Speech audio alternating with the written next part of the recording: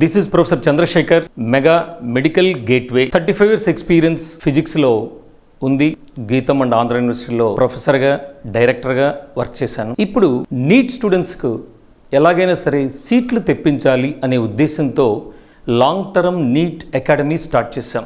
Biology, chemistry and physics conceptual coaching అన్ని సబ్జెక్ట్స్లో ఇస్తూ ఫిజిక్స్లో షార్ట్ కట్స్ను కూడా పిల్లలకు ప్రాక్టీస్ చేయిస్తూ ఫిజిక్స్ మీద ఉన్న భయం పోగొట్టాలనే ఉద్దేశంతో ఈ neat long term academy start చేయడం జరిగింది. లాసెన్స్ బై కాలనీలో పోస్ట్ ఆఫీస్ లైన్లో ఇది ఉంది. లిమిటెడ్ స్టూడెంట్స్ తోటే ఈ బ్యాచ్ స్టార్ట్ చేయడం జరుగుతుంది. నా పర్సనల్ ప్రజెన్స్లో పిల్లలకు ఫిజిక్స్ మీద ఉన్న డౌట్స్ను భయాన్ని పోగొట్టి ఖచ్చితంగా మెడికల్ సీట్ వచ్చేట్లుగా చేయడం కోసమే ఈ మెగా స్టార్ట్ చేయడం జరిగింది. మనందరికీ తెలిసిందే neat national eligibility cum entrance test.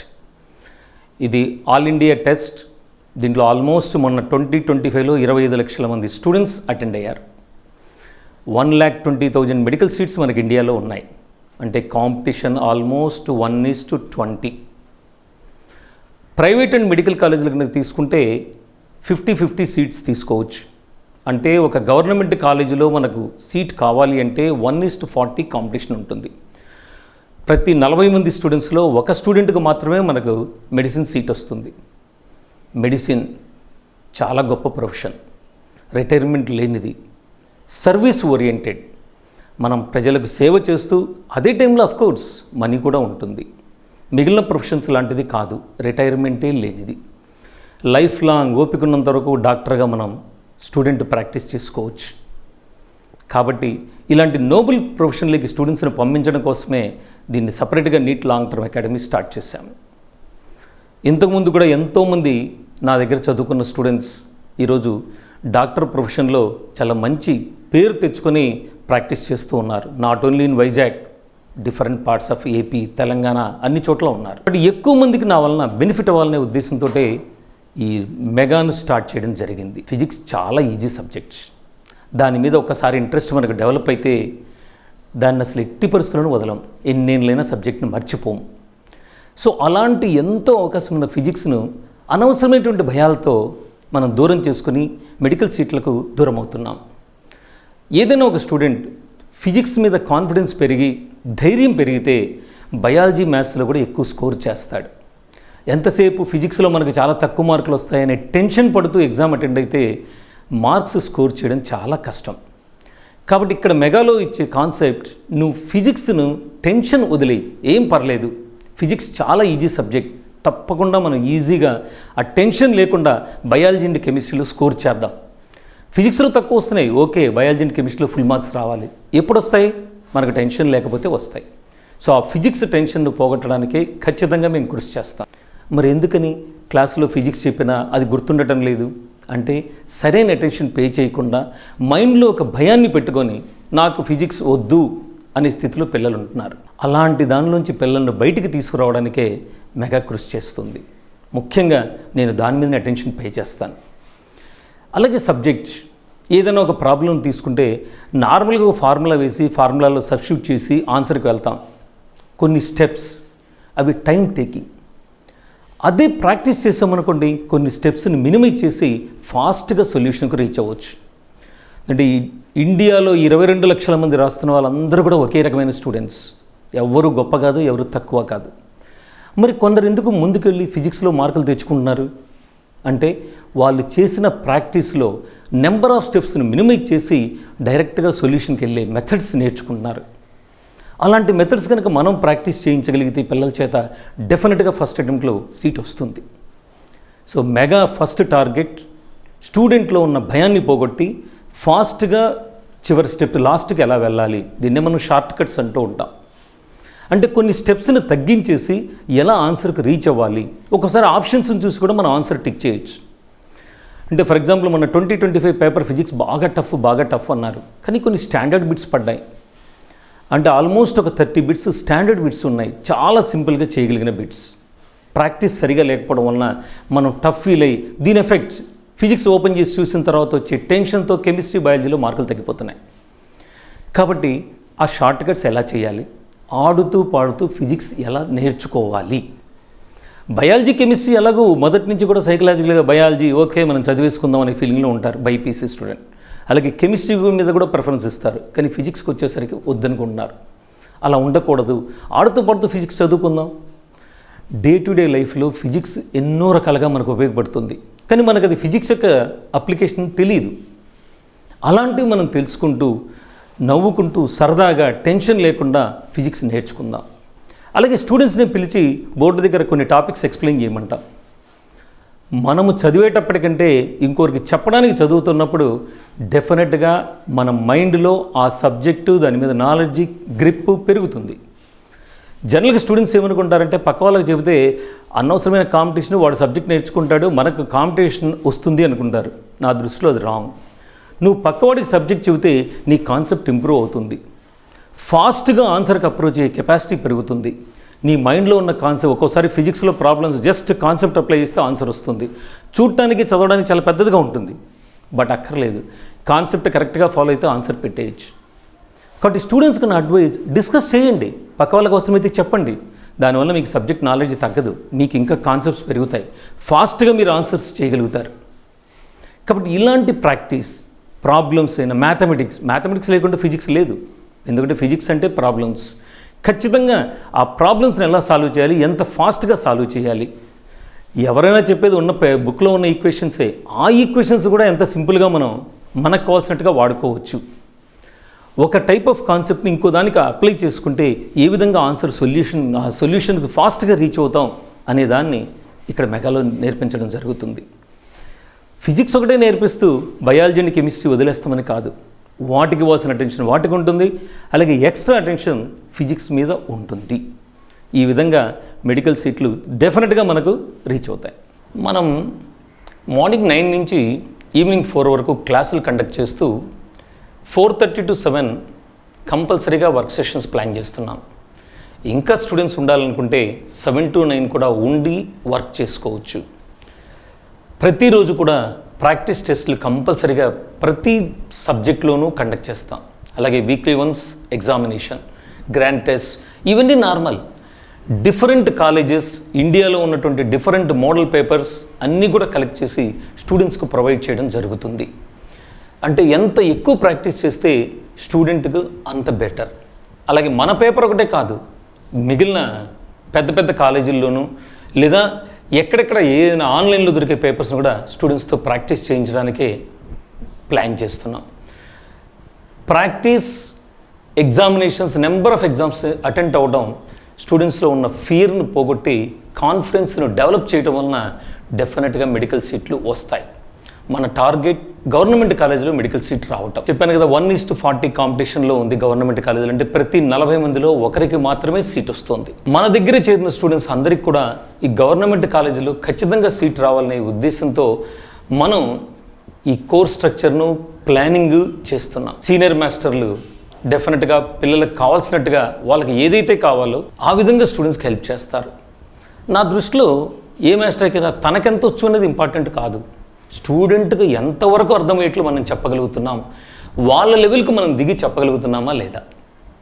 ఎందుకంటే అందరికీ గ్రాస్పింగ్ పవర్ ఒకే రకంగా ఉండదు. ఒక క్లాస్లో ఒక 50 మంది ఉంటే ఒక ప్రాబ్లం నేను ఎక్స్ప్లెయిన్ చేస్తే ఫస్ట్ అటెంప్ట్లో ఒక 10 మందికి అర్థమవుతుంది. ఇంకొకసారి దాని గురించి ఎక్స్ప్లెయిన్ చేస్తే ఇంకో 20 మందికి అర్థమవుతుంది. బట్ ఇంకోసారి కూడా నేను వాళ్ళకు దగ్గరుండి నీకు అర్థం కాలేదా అని వర్క్ సెషన్లో కూర్చొని ఈ ప్రాబ్లం ఇదిగో ఈ స్టెప్స్ ఇలా చేసాం, ఈ స్టెప్ ఇలా చేసామని చెబితే డెఫినెట్గా 50 మందికి అర్థమవుతుంది. నా ఉద్దేశం క్లాసులో ఉన్నటువంటి అందరు స్టూడెంట్స్కు మాస్టర్ చెప్పేది అర్థం కావాలి. అలాగే అన్ని రకాలు స్టూడెంట్స్ ప్రాక్టీస్ చేయాలి. ఇండివిజువల్గా కూర్చొని హ్యాపీగా ఏ విధమైన ప్రెషర్ లేని అట్మాస్ఫియర్లో కూర్చొని ప్రాక్టీస్ చేయాలి. వాళ్ళకి డౌట్ వస్తుంది, ఇమ్మీడియట్గా డౌట్స్ క్లారిఫై చేయడం జరుగుతుంది. స్టూడెంట్స్ ఒకరితో ఒకరు డిస్కస్ చేస్తూనే చేయొచ్చు, లేదా మాస్టర్ దగ్గర హెల్ప్ తీసుకోవచ్చు. 1-2 సార్లు ప్రాక్టీస్ చేయడం వలన కొత్త ప్రాబ్లం చూడగానే ఏ విధమైనటువంటి ఫియర్, టెన్షన్ లేకుండా అటెంప్ట్ చేస్తారు. ఎందుకంటే ఓకే ఈ మోడల్లో మనం ఇంతకుముందు సాల్వ్ చేసాం, దాన్ని దీనికి అప్లై చేద్దాం, ఆటోమేటిక్గా ఆన్సర్ వస్తుంది. చెప్పాను కదా, మన దగ్గర ఉన్నటువంటి మాస్టర్లు స్టూడెంట్స్కి ఏదైతే కావాలో వాళ్ళ లెవెల్కి దిగి వాళ్ళకి కావాల్సినట్టుగా ఎక్స్ప్లెయిన్ చేసే సీనియర్ మాస్టర్స్ ఉన్నారు. కాబట్టి మన కోర్స్ స్ట్రక్చర్ పర్ఫెక్ట్గా స్టూడెంట్లో కాన్ఫిడెన్స్ని పెంచి మెడికల్ సీట్లు ఖచ్చితంగా తీసుకొని వస్తుంది. నేను ఫిజిక్స్ మీద గురించి ఇంతకుముందు చెప్పాను, ఫిజిక్స్ మీద స్ట్రెస్ ఎక్కువ ఇస్తామని. రీజన్ కూడా మీకు చెప్పాను, ఫిజిక్స్ అంటే స్టూడెంట్స్లో భయం ఉంటుంది, ఆ భయం పోగొట్టడానికి అని. మీకు ఎగ్జాంపుల్ చెప్తాను. కొందరు స్టూడెంట్స్ అంటే మన నీట్ స్టూడెంట్సే అనుకుందాం. ఒకసారి ఒక ఫిజిక్స్ మాస్టర్ వాళ్ళకి ఒక కాంపిటీషన్ పెట్టారు, అంటే హైడ్ అండ్ సీక్ గేమ్. ఎలా ఉంటుందంటే స్టూడెంట్స్ పేర్లు మార్చుకోమన్నారు, మీ పేర్లు మీవి కాదు, సైంటిస్ట్ నేమ్స్ పెట్టుకోండి, Newton, what, kelvin, different names ఎవరిదైనా పర్లేదు, కానీ ఏం పేరు పెట్టుకున్నారో బుక్లో రాయమన్నారు. ఒక స్టూడెంట్ న్యూటన్ రాసుకున్నాడు, ఒకడు వాట్ అన్నాడు, ఒకటి కెల్విన్ అన్నాడు, ఒకటి ఫారడే అన్నాడు, ఇలా అందరూ థామ్సన్ ఇలా పెట్టుకున్నారు, ఒక 20 మెంబర్స్ దాకా. అదొక పెద్ద బిల్డింగ్, దాంట్లో హైడ్ అండ్ సీక్ స్టార్ట్ చేస్తూ ముందే చెప్పాడు, ఇది physics oriented hide and seek, నార్మల్గా పిల్లలు ఆడుకునేది కాదు, మీకు ఎందుకో చివరిలో చెప్తాను అన్నారు. ఒక స్టూడెంట్ చాలా తెలివిగా సరే సరే ఏం పర్లేదు మేము అదే ఫాలో అవుతామని చెప్పారు. సరే, ఒక స్టూడెంట్ ఏమో అందరినీ దాక్కోమని తను కనుక్కున్నాడు, అందరు స్టూడెంట్స్ని కనుక్కున్నారు. చివరిలో ఒక రూమ్లో ఒక కుర్రాడు ఒక జస్ట్ 1 by 1 అంటే 1 meter by 1 meter ఒక స్క్వేర్ డ్రా చేసుకుని దాని మధ్యలో నించున్నాడు. వీడు వెళ్ళాడు, వాడిని చూసి న్యూటన్ అని అరిచాడు. అన్నాడు ఐఎమ్ నాట్ న్యూటన్ అన్నాడు. అదేంటి న్యూటనే కదా, కాంటే బుక్లో ఉంటుంది, నీ పేరు పక్కన న్యూటన్ రాసావు నాకు తెలుసు అన్నాడు. సరే సార్ వచ్చారు, సార్తో కూడా చెప్పాడు ఇలా, సార్ నేను కనుక్కున్నాను కానీ న్యూటన్ ఏమో నేను కాదన్నాడు అన్నాడు. సార్ కూడా అలా వాడిని పైనుంచి కిందికి చూసి ఎస్ వాడు చెప్పింది కరెక్టే, వాడు న్యూటన్ కాదు అన్నాడు. అదేంటది, బుక్లోనేమో న్యూటన్ అని పేరు రాశారు, మరి న్యూటన్ కాదంటున్నారు, మిగిలిన పిల్లలందరూ వచ్చారు, అదేంటి సార్ అని. ఒకసారి మీరు అందరూ ఆలోచించండి, వాడు మాత్రం న్యూటన్ కాదు, వాడి పేరు మారిపోయింది, ఎంతమంది ఏం రాసుకున్నాడో అనవసరం, ఇప్పుడు మారిపోయిందని చెప్పాడు. ఏమై ఉంటుంది ఏమో, మీరే ఆలోచించి తర్వాత మాకు ఆన్సర్ పంపించండి కుదిరితే. ఖచ్చితంగా అతను న్యూటన్ కాదు, సార్ కూడా చెప్పిన పాయింట్, న్యూటన్ కాదు అని చెప్పిన పాయింట్ చాలా కరెక్టే. అంటే ఇలా సరదాగా మనం ఫిజిక్స్ను గేమ్స్లో అయినా లేకపోతే డే టు డే లైఫ్లో అయినా అప్లై చేసుకోవచ్చు. మా మెగాలో ఫిజిక్స్, కెమిస్ట్రీ, బయాలజీ అన్ని సబ్జెక్ట్స్కు ఈక్వల్ ప్రిఫరెన్స్ ఉంటుంది. అంటే ఫ్లోర్ ఇన్ఛార్జెస్ లేకపోతే జైల్స్ ఉండడం అదేది ఉండదు. పేరెంట్స్ వాళ్ళకి ఏ ప్రాబ్లం ఉన్నా డైరెక్ట్గా వచ్చి నన్ను కాంటాక్ట్ చేయొచ్చు, ప్రాబ్లం ఏమీ లేదు, ఇక్కడే నేను అవైలబుల్గా ఉంటాను. అలాగే స్టూడెంట్స్కు equal attention on all subjects with senior faculty, plus exam paper discussions. లేదు స్టూడెంట్స్ ఇంటి దగ్గర ప్రాక్టీస్ చేసినవి, స్టడీ అవర్స్లో ప్రాక్టీస్ చేసినవి నెక్స్ట్ డే క్లాసుల్లో డిస్కస్ చేసి వాళ్ళకున్న డౌట్స్ క్లారిఫై చేసి మన నీట్ సిలబస్కు అనుగుణంగా ఈ పాత పేపర్ల మోడల్స్ కానీ ఇవి తీసుకొని వాటన్నిటిని గురించి పర్ఫెక్ట్ ట్రైనింగ్ స్టూడెంట్స్కి ఇవ్వడం జరుగుతుంది. స్ట్రెస్ ఫ్రీ ఎడ్యుకేషన్కు మెగా ఒక బెస్ట్ ఎగ్జాంపుల్ అవుతుంది. మనం ఎంతోమంది స్టూడెంట్స్ని చూస్తున్నాం, చాలా స్ట్రెస్ ఫీల్ అవుతున్నారు అని. ఎందుకు ఫీల్ అవుతారు? కాన్సెప్ట్స్లోనో ఏదో ఒక సబ్జెక్ట్లో వెనకపడితే ఫీల్ అవుతారు. ఇక్కడ అసలు ఆ వెనకపడే అవసరమే రాదు, బికాజ్ అందరి మీద ఈక్వల్ అటెన్షన్ మెగా పే చేస్తుంది. ఖచ్చితంగా మీరు జాయిన్ చేసే మీ స్టూడెంట్ మెడికల్లోకి వెళ్తారు, మెగాలో చేరితే మెడిసిన్లో చేరినట్లే అనే ఫీలింగ్ మీకు ఖచ్చితంగా కలుగుతుంది. కారణం మేము తీసుకున్నటువంటి academic programme, examinations, paper discussions, practice test, ఇలా different even online computer based exams కూడా వాళ్ళకి ప్లాన్ చేయడం జరుగుతుంది. స్టూడెంట్కు కొన్ని టాపిక్స్ను యూట్యూబ్లో కూడా అప్లోడ్ చేసి తర్వాత కూడా రిఫర్ చేసుకోవచ్చు. మీకు ఇంకో మాట చెప్పాలి, ఆల్రెడీ 1300+ వీడియోస్ యూట్యూబ్లో ఈ ఫిజిక్స్ వరకు ఫస్ట్ ఇయర్ సెకండ్ ఇయర్ సిలబస్లో అప్లోడ్ చేశాం. అంటే షార్ట్ కట్స్ ఎవరైనా యాక్సెస్ చేసుకోవచ్చు, ఇంటి దగ్గర నుంచి కూడా చూసుకోవచ్చు. అంటే క్లాస్ మిస్ అయ్యాము లేదా క్లాస్లో సరిగా వినలేదు అనే స్టూడెంట్స్ అలా కూడా ట్రైనింగ్ అయ్యి ముందుకు వెళ్ళడానికి, మంచి ర్యాంక్ స్కోర్ చేసి సీట్ ఖచ్చితంగా గవర్నమెంట్ కాలేజీలో తెచ్చుకోవడానికి అవకాశాన్ని మెగా కల్పిస్తుంది. కాబట్టి పేరెంట్స్ మెగా మీద నమ్మకంతో ఖచ్చితంగా ఇక్కడ జాయిన్ చేస్తే రిజల్ట్స్ డెఫినెట్గా వాళ్ళకు వస్తాయి అని ఘంటాపథంగా చెప్పగలను. NEET long term admissions already మెగాలో స్టార్ట్ అయ్యాయి. లిమిటెడ్ స్ట్రెంత్ కాబట్టి తక్కువ మందికి నేను ఇక్కడ అకామిడేట్ చేయగలను. ఎందుకంటే మనం తీసుకున్నది ఇప్పుడు కాన్సెప్చువల్ కోచింగ్నే ఇవ్వాలి. అన్ని సబ్జెక్ట్స్, ఫిజిక్స్, కెమిస్ట్రీ, బయాలజీ, ఎక్కడైతే కాన్సెప్ట్స్ ఉన్నాయో, ఏ సబ్జెక్ట్లో ఎంత కాన్సెప్ట్ వరకు చెప్పాలో అవన్నీ చెప్పడం జరుగుతుంది. చాలా కాలేజీల్లో చేస్తున్న చిన్న తప్పు ఏంటంటే, ఒక ప్రాబ్లం సాల్వ్ చేసేటప్పుడు ఓ ప్రాబ్లం బోర్డు మీద కానీ లేదా పిల్లల్ని చూసుకొని ఓ ఫార్ములా ఇచ్చేసి దీనిలో సబ్స్టిట్యూట్ చేయండి ఆన్సర్ వస్తుందని చెప్తున్నారు. That is not correct procedure. అలాంటిది ఇక్కడ జరగదు. అసలు స్టూడెంట్ని దాంట్లో ప్రాబ్లంలో ఏమి ఇచ్చారు, అది కెమిస్ట్రీలో ప్రాబ్లం అయినా ఫిజిక్స్లో ప్రాబ్లం అయినా, అసలు అడిగింది ఏంటి, మన దగ్గర ఉన్న ఫార్ములాస్ ఏంటి, ఏ ఫార్ములా ఎందుకు సూట్ అవుతుంది, ఆ ఫార్ములాను ఏ విధంగా మార్చుకోవాలి, ఒక ఫార్ములాతో సరిపోతుందా లేదా 2-3 ఫార్ములాస్ కలిపి కొత్త ఫార్ములా తయారు చేసుకొని మనం ఆన్సర్కి వెళ్ళాలా అనేది ఇక్కడ ట్రైనింగ్ ఇవ్వడం జరుగుతుంది.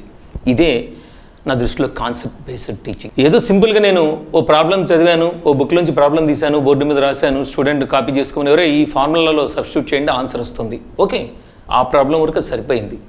బట్ అలాంటి ప్రాబ్లమ్స్ ఏవైనా వస్తే కొంచెం మోడల్ మారిస్తే స్టూడెంట్ సాల్వ్ చేసే స్థితిలో ఉండాలి. అది ఎప్పుడు జరుగుతుంది, స్టూడెంట్కు ఆ రిలేటెడ్ ఫార్ములాస్ అన్నీ మైండ్లో ఉంటే.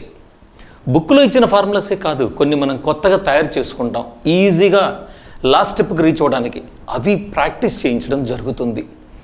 అందరికీ తెలిసింది కైనమాటిక్స్లో 4 ఈక్వేషన్స్ తెలుసు, ఆ 4 ఈక్వేషన్స్ వాడితే చాలు అని. కానీ అవి కాదు. కొన్ని ఈక్వేషన్స్ కనుక ఎక్స్ట్రా తీసుకుంటే వీటి నుంచి వచ్చిన ఈక్వేషన్సే చాలా ఫాస్ట్గా ఆన్సర్స్ రీచ్ అవుతాం.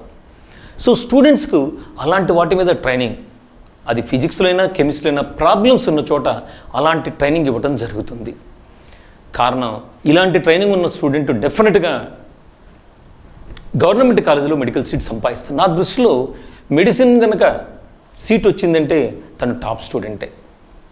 కారణం చెప్పాను కదా మీకు, నీట్ అంటే national eligibility cum entrance test. మిగిలిన టెస్టులు ఎంట్రన్స్ టెస్టులు అంటారు, దీన్ని ఎలిజిబిలిటీ అంటాం. నీట్ క్వాలిఫై అవ్వకుండా ప్రైవేట్ మెడికల్ కాలేజీలో కూడా సీట్ తీసుకోలేం. మిగిలిన వాటిలో ఎంసెట్లోనో లేకపోతే ఐఐటీలోనో ప్రాబ్లం లేదు, దాంట్లో ర్యాంక్ వస్తే సీట్ వచ్చేస్తుంది, ఓకే. ఈ ర్యాంకును తీసుకెళ్ళి ఒక ప్రైవేట్ కాలేజీలో జాయిన్ అవ్వడానికి ఆ ర్యాంక్ అవసరం లేదు. కానీ మెడికల్లో నీట్ క్వాలిఫై అయిన స్టూడెంట్ ఎంత అమౌంట్ కడతా అన్నా ప్రైవేట్ కాలేజీలో సీట్ ఇవ్వరు. కాబట్టి అందుకే దీన్ని నీట్ అన్నారు, national eligibility cum entrance test. First eligible అవ్వాలి, తర్వాత ఈ ర్యాంకును బట్టి కాలేజీలో సీట్లు వస్తాయి. సో ఇక్కడున్న తేడాను మనం గమనించి స్టూడెంట్కి ఎలిజిబిలిటీ రావాలి, అలాగే ఎంట్రన్స్లో క్వాలిఫై గవర్నమెంట్ కాలేజీలో సీట్ తీసుకురావాలి. సో మెగా టార్గెట్ గవర్నమెంట్ కాలేజీల్లో మెడికల్ సీట్లు స్టూడెంట్స్కి రప్పించడం. 26 అంటే నీట్ 26లో మా దగ్గర చదివిన ప్రతి స్టూడెంట్ కూడా మెడిసిన్లో జాయిన్ అవ్వాలనే ఉద్దేశంతో దృఢ సంకల్పంతో మెగాను మేము మొదలుపెట్టడం జరిగింది.